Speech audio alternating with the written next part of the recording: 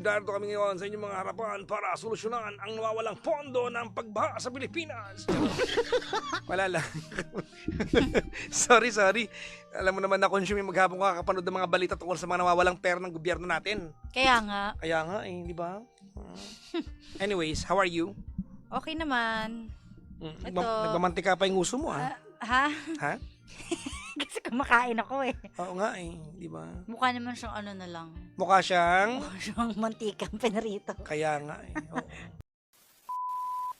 Pinapagawa pala. Kasi yung kotse ni Papagawa. Kara po, mga 2 tornilyo lang, hihiwalay na po yung buong harapan. Marami na pala siyang sakit. Ay, oo naman. So, kailangan na niyang gamutin. Kaya yun. Di ba? Kumbaga sa tao, imbalido na yung kotse mo Grabe naman. Totoo nga. Gumagana pa naman. Ayan na naman tayo sa gumagana. Basta tumatakbo yung kotse. Kaya... So, ayun. And then, kumain tayo, di ba? Tapos, umorder ako ng salmon. Yung nakakatawa yung nangyari kanina kasi. Tapos, Nagpunta kami sa sa restaurant ng kaibigan ko si Chef Matt. Ngayon nakita ni Kara, yung pinakamura doon. Kasi ganun siya, di ba? Kahit hindi niya alam kung ano yun, basta nakita niya mura, o orderin niya yon. yeah. Sa may Santolan Town Plaza. Tapos nagpagupit ka na at wala ka ng balbas. Eh. Konti pa rin. Kasi sabi niya kanina, hindi ko na na-vlog Sabi niya, tanggalin mo yung mukha na siyang bulhok. Kaya nga kulot-kulot. Ano ba yun? Anong pakialam mo sa face ko? Nakakaano tignan. Ano? Kailan ba kasi ako nagpakit sa inyong lahat? Wala namang pakialam lang sa tsura ko. I have never at any point in my life. Oo nga, pero putulan mo lang kasi kukutuhin Eto na nga. Anong kukutuhin? Sobra ka naman sa kukutuhin. Hoy, naliligo ko na maayos. Anong kukutuhin naman to? Balbas kukutuhin. Malay mo. PPJ, bakit wala ka kagabi? Nag-Valorant ako. Kasi holiday. Actually, mga kaibigan, papasok dapat ako. Ayan ako. Sabi ni Kara, ipahinga mo yan. Pasok ka ng pasok. 'Di ba? Hindi 'di ba? Lahat kasi 'di ba walang Actually, papasok. Papasok dapat ako kagabi. Tapos siya lang mag-isang papasok holiday. Sabi ko, ba't papasok ka? Huwag ka na pumasok ka. Kasi sabi ng uncle ko po, sabi po ng tito ko is na kapatid ng mami ko na wag mo nang intindihin yung mother mo kasi may iwan sila dito, nandito yung mga kamag-anak nila, kamag-anak natin. Ikaw pupunta ka doon, wala kang kakilala. Hayaan mo na. Nag-iisip lang siguro yung mama mo na anong gagastusin nila pag alis mo, ganyan-ganyan. Hindi po kami natin ng Merry Christmas.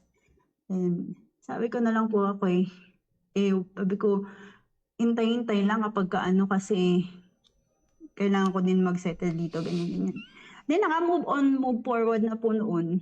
Then, hanggang sa dumating po yung time na talagang hiningi ko na yung card ng kapatid ko, wala po silang ma-present. Yung po pala, hindi naman po pala nag-aaral. 2 years pong mag-boyfriend-girlfriend. And then, we decided po to get married after 2 years. Then, dito po kami nagpakasal sa Pilipinas. Nung kasal po, si mother ko is, sabi po ng mga kapamilya namin is, parang mild stroke na siya. Okay po, tapos na po yung issue na yon. Then, from here po, nung nakasal kami, bumalik kami ng Qatar 2015. Then, pagbalik po namin ng Qatar, nabuntis po ako after 1 month. So, nagka-baby na po kami, nabuntis ako. So, ano po ng company, nagkaroon po ng mass termination, nakasama po ako. And, sabi ko po, bakit kailangan niya iparamdam sa akin yung ganito? Bakit? Kasalanan ko pa sa mama in love ko, hindi sa mga ginawa niya sa nanay ko. Tapos sabi ng asawa, kasi tinasa sitwasyon siya na gantong hirap tapos sumabay pa yung ganyan, i-message mo pa ng ganyan. Sabi ko, so dapat pala pumili ako ng panahon na hindi siya nahihirapan, doon ako maglabas ng samaan ang loob ko. Wala naman akong part kung bakit siya nasa loob Bakit parang kasalanan ko? Bakit? Hindi ba ako pwede sumama ang loob ko? Kasi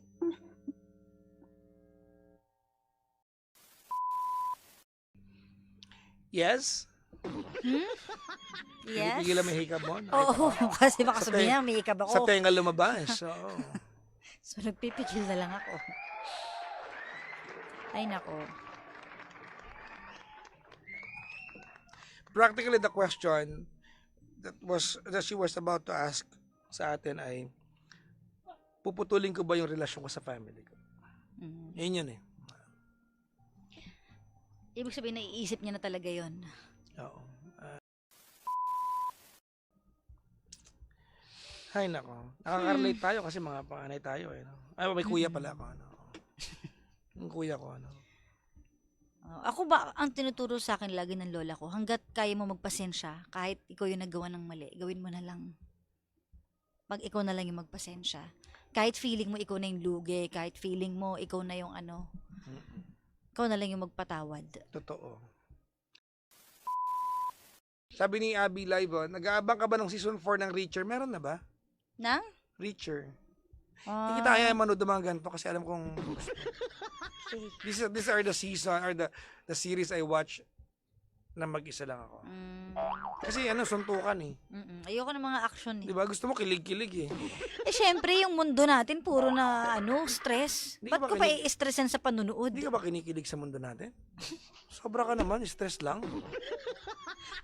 Teka lang, did I hear you properly? Ha? Yung So, mundo pinapanood. Kasali ka ba dun sa natin, pinapanood? hindi. Sabi mo, siyempre yung mundo natin, stress na. Sabi ko, oh, really? Hindi mundo natin, ang buong mundo. Ano ba yan? Ano kakantahin mo? Ang kakantahin ko ay Hey Jude. Kaka-live lang. Hey Jude.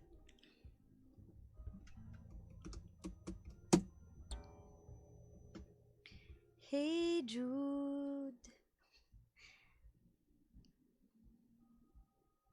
Okay.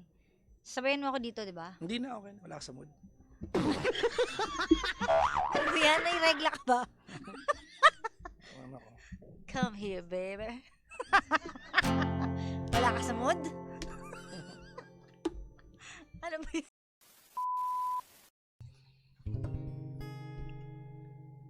Go. My love, there's only you in my life. The only thing that's right.